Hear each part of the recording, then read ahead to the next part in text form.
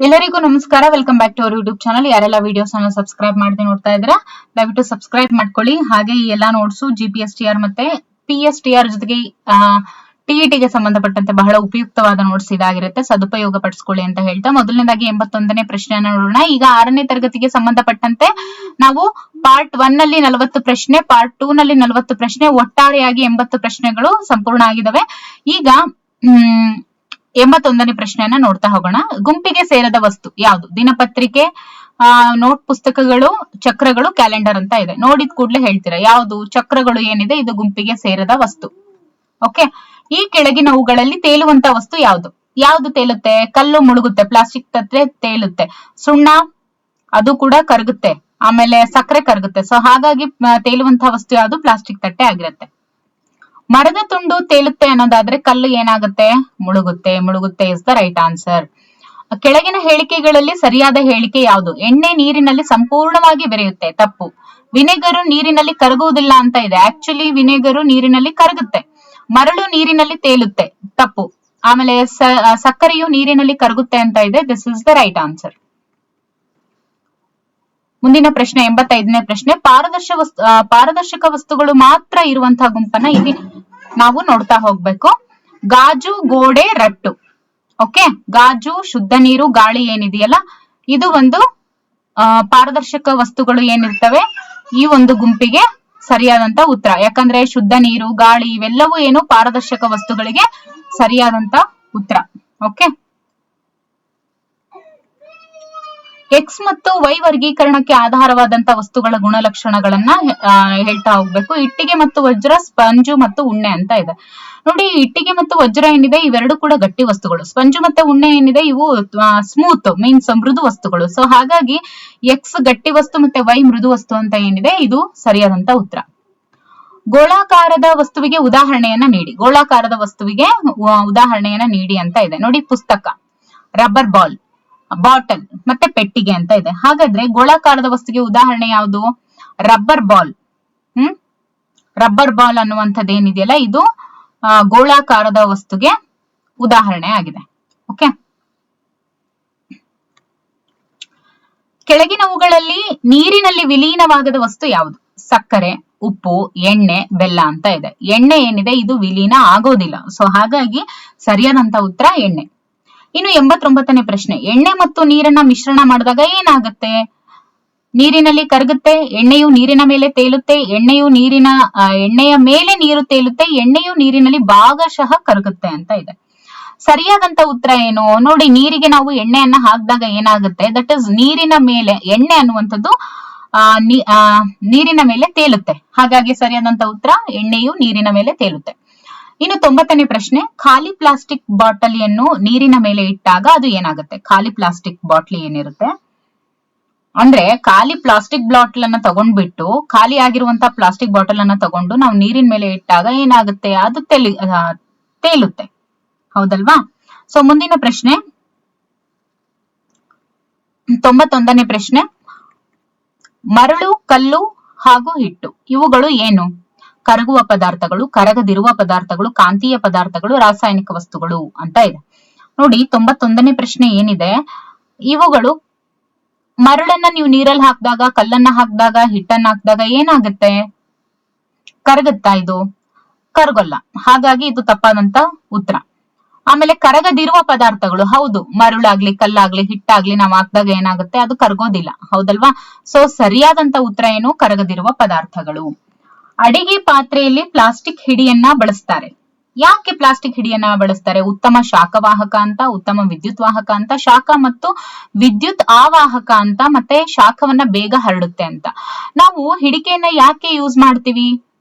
ಬಿಸಿ ಇರುತ್ತಲ್ವಾ, ನಾವು ಕೈಯಲ್ಲಿ ಹಂಗೆ ಹಿಡ್ಕೊಂಡು ತಗೊಳಕಾಗುತ್ತಾ? ಇಲ್ಲ ಅಲ್ವಾ? ಅದಕ್ಕೆ ನಾವು ಹಿಡಿಕೆ ಮೀನ್ಸ್ ಆವಾಹಕವಾಗಿರುವಂತದ್ದನ್ನ ನಾವು ಬಳಸ್ತೀವಿ. ಹಾಗಾಗಿ ಶಾಖ ಮತ್ತು ವಿದ್ಯುತ್ ಆವಾಹಕ ಆಗಿರೋದ್ರಿಂದ ನಾವು ಪ್ಲಾಸ್ಟಿಕ್ ಹಿಡಿಗಳನ್ನ ಬಳಸ್ತೀವಿ. ಚಾಕೊಲೇಟ್ ಗಳನ್ನ ಗಾಜಿನ ಜಾಡಿಯೊಳಗೆ ಇಟ್ಟಿರ್ತಾರೆ. ಯಾಕೆ? ನೋಡಿ, ಚಾಕ್ಲೇಟ್ ಗಳನ್ನ ಅಂಗಡಿಲಿ ಹೋದಾಗ ಗಾಜಿನ ಒಂದು ಜಾಡಿ ಒಳಗಡೆ ಮೀನ್ಸ್ ಆ ಒಂದು ಗಾಜಿನ ಬಾಕ್ಸ್ ಒಳಗಡೆ ಇಟ್ಟಿರ್ತಾರೆ. ಯಾಕೆ ಇಟ್ಟಿರ್ತಾರೆ? ಪಾರದರ್ಶಕ ವಸ್ತು, ಅರೆ ಪಾರದರ್ಶಕ ವಸ್ತು, ಅಪಾರದರ್ಶಕ ವಸ್ತು, ರಂಧ್ರವಿರುವ ವಸ್ತು ಅಂತನ. ಯಾಕೆಂದ್ರೆ ಇವಾಗ ಮುಚ್ಚಿಟ್ಬಿಟ್ರೆ ಈ ಬಾಕ್ಸ್ ಅಲ್ಲಿ ಕೇಳಕ್ ಆಗಲ್ಲ, ಹೌದಲ್ವಾ? ಸೊ ಪಾರದರ್ಶಕ ವಸ್ತು ಆಗಿರೋದ್ರಿಂದ ಗಾಜಿನಲ್ಲಿ ಇಟ್ಟಿರ್ತಾರೆ, ಹೌದಲ್ವಾ? ಸೊ ಸರಿಯಾದಂತ ಉತ್ತರ ಏನು? ಪಾರದರ್ಶಕ ವಸ್ತು. ಇನ್ನು 94ನೇ ಪ್ರಶ್ನೆ, ಕಲ್ಲು ಹಾಗೂ ಕಬ್ಬಿಣ ಈ ವಸ್ತುಗಳನ್ನ ಕೈಯಿಂದ ಒತ್ತಿದಾಗ ಗಮನಿಸಬಹುದಾದಂತ ವಸ್ತುವಿನ ಗುಣಲಕ್ಷಣ ಏನು? ಅದು ಕರಗುತ್ತೆ, ಕಠಿಣತೆ ಇರುತ್ತೆ, ಪಾರದರ್ಶಕತೆ ಇರುತ್ತೆ, ಹೊಳೆಯುತ್ತೆ.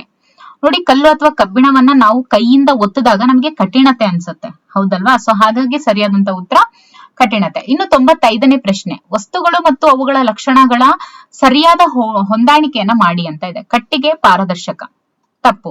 ಗಾಜು ಅಪಾರದರ್ಶಕ, ತಪ್ಪು. ಲೋಹಗಳು ಹೊಳೆಯುತ್ತವೆ, ಕಲ್ಲು ಮೃದುವಾಗಿರುತ್ತೆ ಅಂತ ಇದೆ. ಸೊ ಲೋಹಗಳು ಏನಿದೆ, ಮೆಟಲ್ಸ್ ಅಂಡ್ ನಾನ್ ಮೆಟಲ್ಸ್ ಅಲ್ಲಿ ಪ್ರಾಪರ್ಟೀಸ್ ಓದ್ಬೇಕಾದ್ರೆ ಇದು ಬರುತ್ತೆ. ದಟ್ ಇಸ್ ಮೆಟಲ್ಸ್ ಏನಿರುತ್ತೆ ಹೊಳಿತವೆ, ದೇ ಹ್ಯಾವ್ ಲುಸ್ಟ್ರಸ್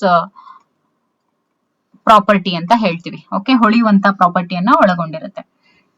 ಮುಂದಿನ ಪ್ರಶ್ನೆ 96ನೇ ಪ್ರಶ್ನೆ, ಸಮುದ್ರದ ನೀರಿನಿಂದ ಉಪ್ಪನ್ನ ಬೇರ್ಪಡಿಸುವುದರ ಉದ್ದೇಶ. ಯಾರೆಲ್ಲ ನಮ್ಮ ಕ್ಲಾಸಸ್ ಅನ್ನ ನೋಡ್ಕೊಳ್ತಾ ಬರ್ತಾ ಇದ್ದೀರಾ ಅವ್ರಿಗೆ ಈಗ ಆಲ್ರೆಡಿ ಗೊತ್ತಿರುತ್ತೆ, ನೋಡಿದ ಕೂಡಲೇ ಹೇಳ್ತೀರಾ. ಈಗ ಆಲ್ರೆಡಿ EVS ಅಲ್ಲೂ ನಾವು ನೋಡಿದೀವಿ, ಹೌದಲ್ವಾ? ನೋಡ್ತಾ ಹೋಗಿ. ಈಗ ಸಮುದ್ರದ ನೀರಿನಿಂದ ಉಪ್ಪನ್ನ ಬೇರ್ಪಡಿಸುವುದರ ಉದ್ದೇಶ ಏನು? ವಿಭಿನ್ನ ಗಾತ್ರದ ಘನದ ಕಣಗಳನ್ನ ಬೇರ್ಪಡಿಸೋದಕ್ಕೆ, ವಿಭಿನ್ನ ಕುದಿಯುವ ಬಿಂದುಗಳ ದ್ರವಗಳನ್ನ ಬೇರ್ಪಡಿಸೋದಕ್ಕೆ, ಭಾರವಾದ ಮತ್ತು ಹಗುರವಾದ ವಸ್ತುಗಳನ್ನ ಬೇರ್ಪಡಿಸೋದಕ್ಕೆ, ದ್ರಾವಣದಿಂದ ದ್ರಾವಕವನ್ನ ಬೇರ್ಪಡಿಸೋದಕ್ಕೆ ಅಂತ ಇದೆ. ಓಕೆ, ಈ ಒಂದು ಪ್ರಶ್ನೆಗೆ ನಿಮ್ಮ ಉತ್ತರವನ್ನ ಕಮೆಂಟ್ ಅಲ್ಲಿ ತಿಳಿಸಿ. ಓಕೆ, 97ನೇ ಪ್ರಶ್ನೆ, ನೀರು ಮತ್ತು ಆಲ್ಕೋಹಾಲ್ ಅನ್ನ ಬೇರ್ಪಡಿಸೋದಕ್ಕೆ, ನೀರು ಮತ್ತು ಆಲ್ಕೋಹಾಲ್ ಅನ್ನ ಬೇರ್ಪಡಿಸೋದಕ್ಕೆ ಬಳಸುವಂತಹ ಅತ್ಯಂತ ಉಪಯುಕ್ತ ಮಾರ್ಗ ಬಟ್ಟೆ ಇಳಿಸುವಿಕೆ. ಓಕೆ, ಯಾಕೆ ಅಂದ್ರೆ ನೀರು ಮತ್ತು ಆಲ್ಕೋಹಾಲು ಏನು, ಹಗುರವಾದ ಮತ್ತು ಭಾರವಾದ ವಸ್ತುಗಳನ್ನ ಬೇರ್ಪಡಿಸೋದು, ವಿಭಿನ್ನ ಸಾಂದ್ರತೆ ಇರುವ ದ್ರವವನ್ನ ಬೇರ್ಪಡಿಸುವುದು, ವಿಭಿನ್ನ ಕುದಿಯುವ ಬಿಂದು ಇರುವ ದ್ರವವನ್ನ ಬೇರ್ಪಡಿಸುವುದು, ವಿಭಿನ್ನ ಕರಗುವ ಬಿಂದು ಇರುವ ದ್ರವವನ್ನ ಬೇರ್ಪಡಿಸುವುದು ಅಂತ ಇದೆ. ನೋಡಿ, 97ನೇ ಪ್ರಶ್ನೆಗೆ ಉತ್ತರ ಏನು ಅಂತ ಅಂದ್ರೆ, ವಿಭಿನ್ನ ಕುದಿಯುವ ಬಿಂದು ಮೀನ್ಸ್ ಎರಡರದು ಕೂಡ ಬಾಯ್ಲಿಂಗ್ ಟೆಂಪರೇಚರ್ ಏನಿರುತ್ತೆ ಅದು ಬೇರೆ ಬೇರೆ ಇರುತ್ತೆ. ಓಕೆ, ಸೊ ಹಾಗಾಗಿ ವಿಭಿನ್ನ ಕುದಿಯುವ ಬಿಂದು ಇರುವಂತಹ ದ್ರವವನ್ನ ಬೇರ್ಪಡಿಸುವುದು ಅನ್ನುವಂಥದ್ದು ಸರಿಯಾದಂತ ಉತ್ತರ.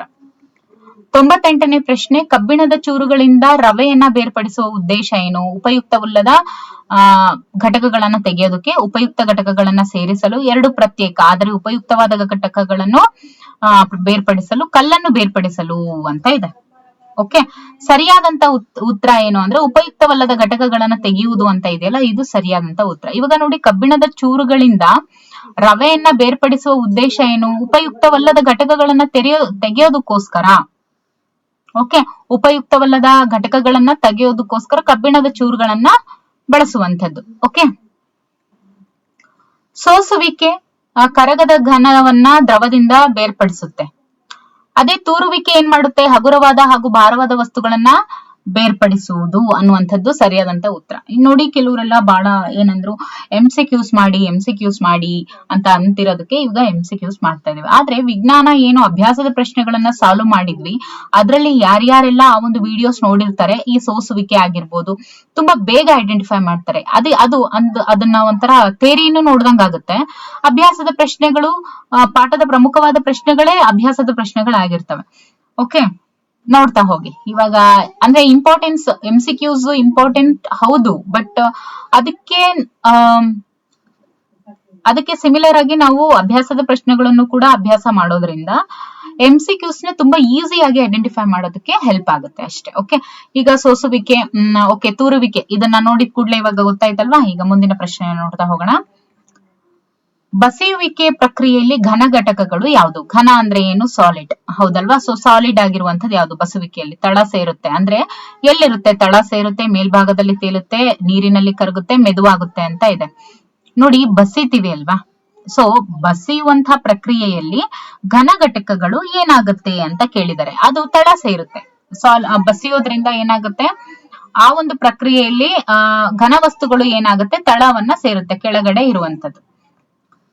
ಕಾಂತೀಯ ಬೇರ್ಪಡಿಸುವಿಕೆಯ ಮೂಲ ತತ್ವ ಏನು? ಕಾಂತೀಯ ಬೇರ್ಪಡಿಸುವಿಕೆ ಮೀನ್ಸ್ ನೋಡಿ, ಭಾರವಾದ ಮತ್ತು ಹಗುರವಾದ ಸಂಯುಕ್ತಗಳನ್ನ ಪ್ರತ್ಯೇಕಿಸುವುದು, ಕರಗದ ಘಟಕಗಳನ್ನ ತೆಗೆದುಹಾಕುವುದು, ಕಾಂತೀಯ ವಸ್ತುಗಳನ್ನ ಪ್ರತ್ಯೇಕಿಸುವುದು, ಕರಗುವ ಘಟಕಗಳನ್ನ ತೆಗೆದುಹಾಕುವುದು ಅಂತ ಇದೆ. ಓಕೆ,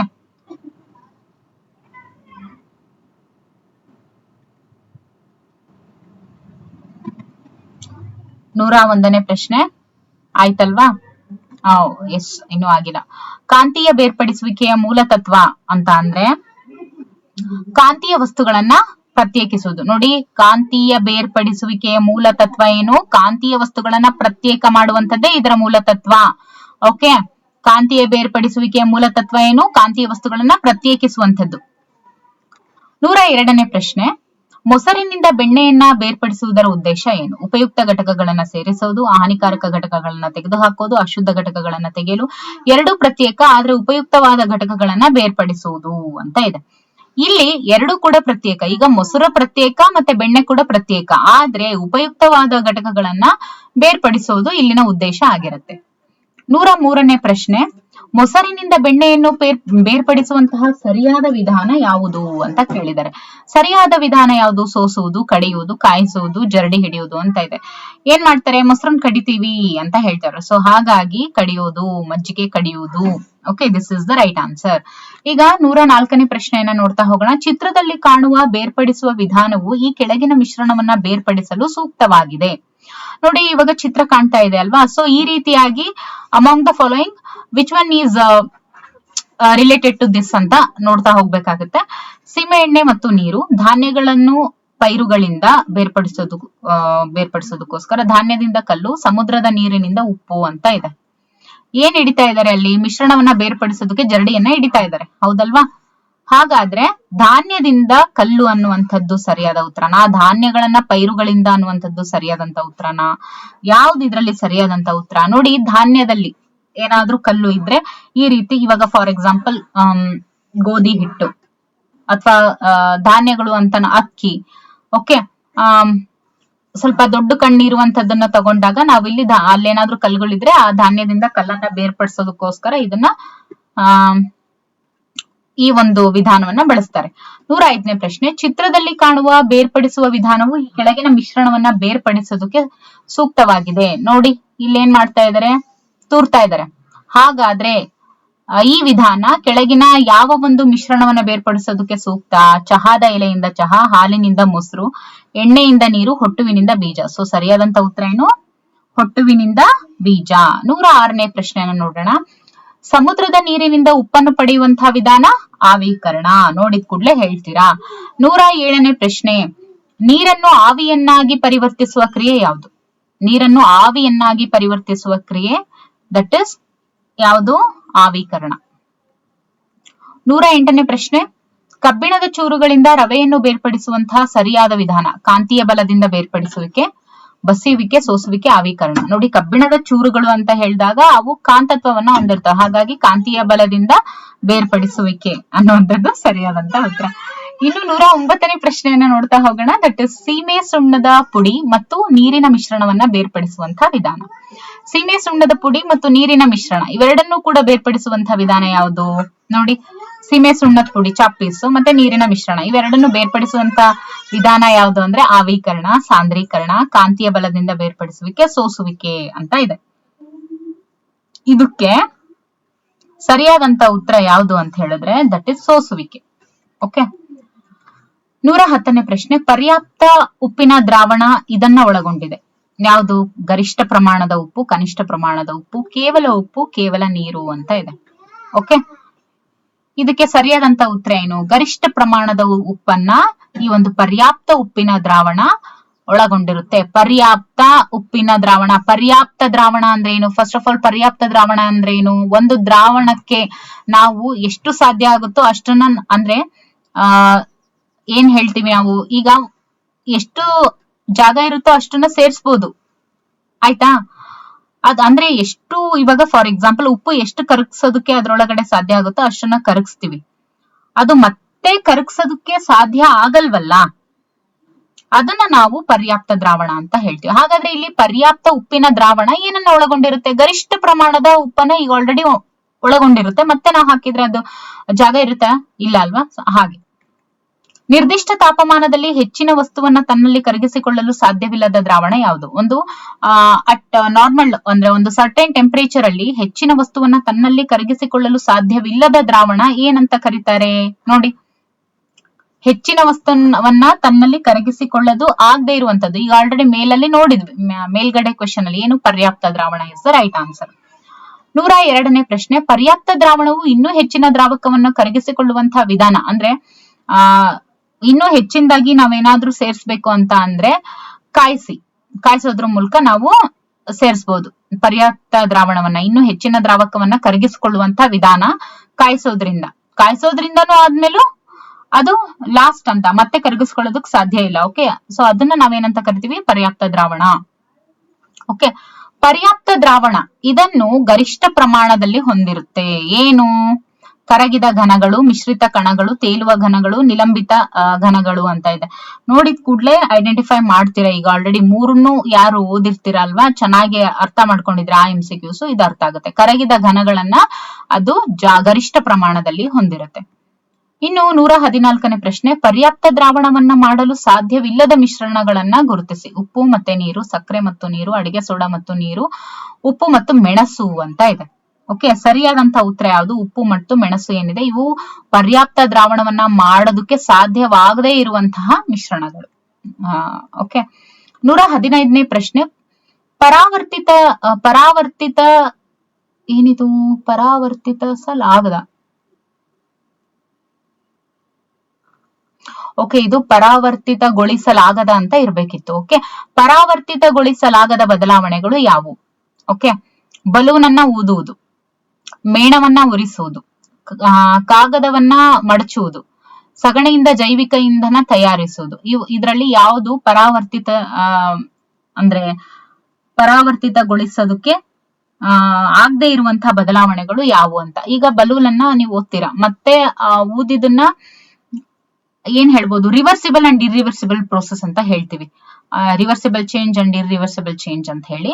ಈಗ ಇದರಲ್ಲಿ ಇರ್ರಿವರ್ಸಿಬಲ್ ಚೇಂಜಸ್ ಯಾವ್ಯಾವು ಅಂತ ಹೇಳಿ, ಈಗ ಬಲೂನ್ ಅನ್ನ ನೀವು ಊದ್ತೀರಾ, ಆ ಗಾಳಿ ಬಲೂನ್ ಇಂದ ಹೋದ್ಮೇಲೆ ನಾವು ಮತ್ತೆ ಅದನ್ನ ಊದ್ಬೋದು. ಇಫ್ ಸಪೋಸ್ ಅದಕ್ಕೆ ಏನಾದ್ರು ಪಿನ್ ಹಾಕಿ ಅದನ್ನ ಡಮ್ ಅಂತ ಅನ್ನಿಸ್ದೆ ಹೋದ್ರೆ. ಓಕೆ, ಅದೇ ತರ ಈಗ ಮೇಣವನ್ನ ಉರ್ಸಿದ್ಮೇಲೆ ಅದು ಎಷ್ಟುದ್ದ ಇರುತ್ತೋ ನಾವು ಅದನ್ನ ಮತ್ತೆ ಅಷ್ಟೇ ಉದ್ದಕ್ಕೆ ಇಡಕ್ಕಾಗುತ್ತಾ? ಉಪಯೋಗಿಸ್ಕೊಂಡ್ಮೇಲೆ ಮೇಣ ಏನಾಗುತ್ತೆ? ಕರಗುತ್ತೆ. ಅದು ಕರಗಿದ್ಮೇಲೆ ಖಾಲಿ ಆಗುತ್ತೆ. ನಾವು ಮತ್ತೆ ಹೊಸ ಮೇಣ ತರಬೇಕು. It is irreversible process. ಹೌದಲ್ವಾ? ಎಸ್, ಇದು ಇರ್ರಿವರ್ಸಿಬಲ್ ಪ್ರೋಸೆಸ್. ಇನ್ನು ಕಾಗದವನ್ನ ಮಡಚುವುದು. ಈಗ ನಾವು ಕಾಗದವನ್ನ ಒಂದು ಹಾಳೆ ತಗೋತೀರಾ, ನೀವು 4 ಪೋರ್ಷನ್ ಆಗಿ ಒಟ್ಟು ನೀವು ಮಡಚಿರ್ತೀರಾ, ಮತ್ತೆ ಅದನ್ನ ತೆಗೆದು ನೋಡು ಈ ತರ ಮಡಚಿದೆ ಅಂತ ನೀವು ತೋರಿಸ್ತೀರಾ. So it is reversible process. ಅಂದ್ರೆ ಮಡಚ್ತೀರಾ ಮತ್ತೆ ಓಪನ್ ಮಾಡ್ತೀರಾ, ಇಟ್ ಇಸ್ ಪಾಸಿಬಲ್. ಆದ್ರೆ ಸಗಣಿಯಿಂದ ಜೈವಿಕ ಇಂಧನ ತಯಾರಿಸುವುದು, ಇವಾಗ ಸಗಣಿಯಿಂದ ಜೈವಿಕ ಇಂಧನವನ್ನ ತಯಾರಿಸ್ತೀರಾ ಅಲ್ವಾ, ತಯಾರಿಸಿದ್ಮೇಲೆ ಮತ್ತೆ ಸಗಣಿ ಕೊಡು ಅಂದ್ರೆ ಕೊಡ್ತೀರಾ? ಇಲ್ಲ ಅಲ್ವಾ. It is also irreversible process. So ಹಾಗಾಗಿ ಬಿ ಮತ್ತೆ ಡಿ ಏನಿದೆ ಇದು ಸರಿಯಾದಂತ ಉತ್ತರ. ಓಕೆ, 116ನೇ ಪ್ರಶ್ನೆ, ಇಲ್ಲಿದೆ ನೋಡಿ, ಪರಿವರ್ತಿತಗೊಳಿಸಬಹುದಾದಂತಹ ಬದಲಾವಣೆಗಳು ಮೀನ್ಸ್ ರಿವರ್ಸಿಬಲ್ ಬದಲಾವಣೆಗಳು ಯಾವ್ಯಾವು ಅಂತ ಹೇಳಿ ಹೇಳ್ಬೇಕು. ಮೊಗ್ಗು ಹೂವಾಗೋದು. ಮೊಗ್ಗು ಹೂವಾಗುತ್ತಲ್ವಾ, ಮತ್ತೆ ಮೊಗ್ಗಾಗುತ್ತಾ? ಇಲ್ಲ. ಸೊ ಇದು ತಪ್ಪು. ಕಾಗದ ಉರಿಯುವುದು, ಅದು ತಪ್ಪು. ಮತ್ತೆ ಉರ್ದು ಆಲ್ರೆಡಿ ಬೂದಿ ಆಗಿರೋದು ಮತ್ತೆ ಕಾಗದ ವಾಪಸ್ ಬರುತ್ತಾ? ಇಲ್ಲ. It is irreversible. It is also irreversible. ಮೇಣ ಕರಗೋದು, ಇಟ್ ಈಸ್ ಆಲ್ಸೋ ಇರ್ರಿವರ್ಸಿಬಲ್. ಕರ್ಗಿದ್ಮೇಲೆ ಮತ್ತೆ ಮೇಣದ ಬತ್ತಿ ಹೆಂಗಿರುತ್ತೋ ಹಂಗೆ ಸಿಗುತ್ತಾ? ಇಲ್ಲ ಅಲ್ವಾ. ಮತ್ತೆ ಹೊಸ್ತನ್ನ ತಗೋಬೇಕು. ಸೊ ರಬ್ಬರ್ ಬ್ಯಾಂಡ್ ಎಳೆಯುವುದು, ರಬ್ಬರ್ ಇಟ್ಕೋತೀರಾ ನೀವು, ಹಿಗ್ತೀರಾ, ಮತ್ತೆ ಅದು ಅದೇ ಸ್ಟೇಟ್ ಗೆ ಬರುತ್ತೆ. It is reversible process. Okay, but ಈ ಮೂರು ಏನಿದೆ ಇವು ಇರ್ರಿವರ್ಸಿಬಲ್ ಮೀನ್ಸ್ ಪರಾವರ್ತಿತಗೊಳಿಸಲಾಗದಂತವು ಈ ಬದಲಾವಣೆಗಳು. ಇದು ಏನಿದೆ ಪರಾವರ್ತಿತಗೊಳಿಸಬಹುದಾದಂತಹ ಬದಲಾವಣೆ. ಸೊ ಹಾಗಾಗಿ ಸರಿಯಾದಂತ ಉತ್ತರ ಏನು?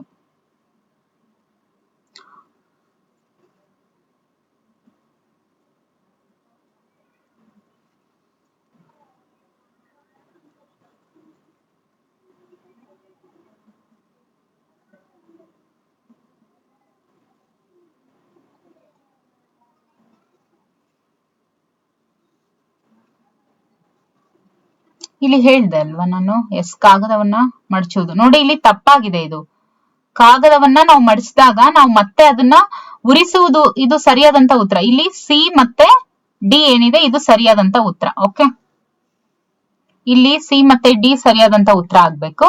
ಇಲ್ಲಿ ನೋಡಿ ಮೇಣ ಕರಗುತ್ತೆ ಅಲ್ವಾ, ಇಲ್ಲಿ ಆಪ್ಷನ್ಸ್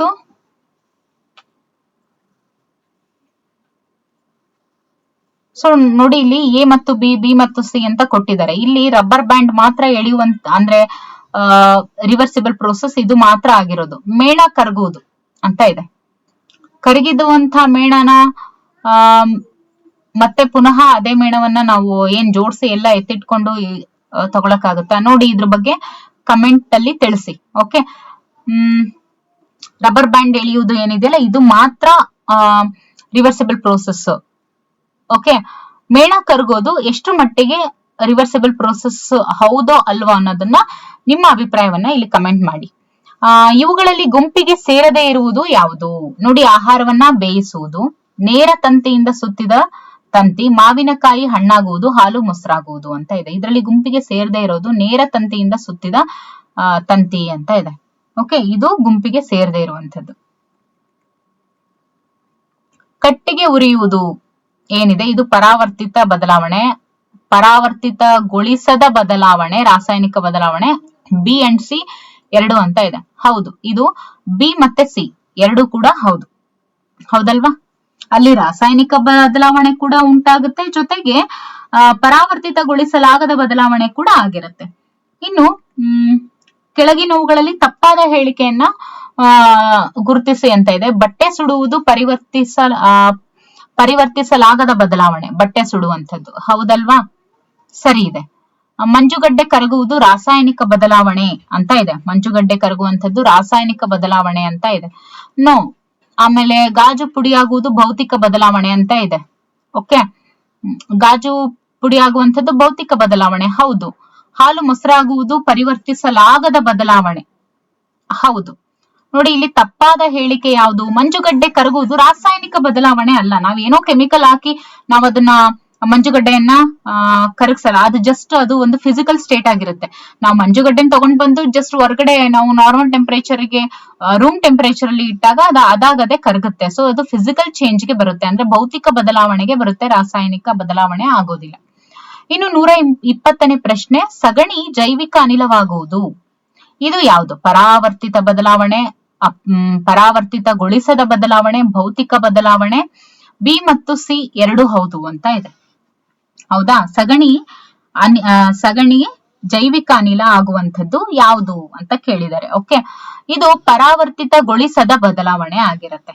ಓಕೆ, ಸೊ ಇದಿಷ್ಟು 120 ಪ್ರಶ್ನೆಗಳದ್ದಾಗಿತ್ತು. ನೋಡಿ, ಇದ್ರ ಬಗ್ಗೆ ನೀವು ಕಮೆಂಟ್ ಅಲ್ಲಿ ತಿಳಿಸ್ಬೇಕು. ಇದು ಏನು ಪರಾವರ್ತಿತಗೊಳಿಸಲಾಗದ ಬದಲಾವಣೆ ಮೇಣ ಉರಿಸುವುದು ಅನ್ನುವಂಥದ್ದು ಎಷ್ಟು ಮಟ್ಟಿಗೆ ಅಂತ. ಇದ್ರಲ್ಲಿ ನೋಡಿ 2 ಆಯ್ಕೆಗಳನ್ನ ಕೊಟ್ಟಿದ್ದಾರೆ. ಸಗಣಿ ಮೇಣ ಉರಿಸುವುದು, ಕಾಗದ ಮಡಚುವುದು. ಸೊ ಸಿ ಮತ್ತು ಡಿ ಏನಿದೆಯಲ್ಲ ಇದು ಇದಕ್ಕೆ ಸರಿಯಾದಂತ ಉತ್ತರ.